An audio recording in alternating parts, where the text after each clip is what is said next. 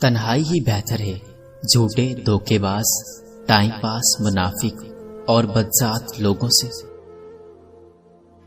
زندگی اس کے لیے مت گزارو جن کے لیے تم زندہ ہو، بلکہ اس لیے گزارو جو تمہارے لیے زندہ ہے۔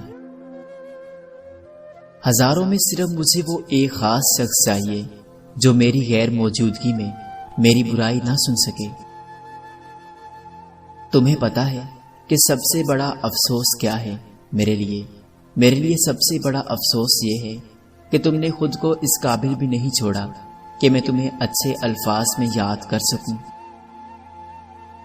حیرت کی بات ہے، ہر وہ شخص معافی مانگتا ہے جس نے دل دکھایا ہی نہ ہو، پر وہ لوگ کبھی معافی نہیں مانگتے جنہوں نے دل کے ٹکڑے کیے ہوں۔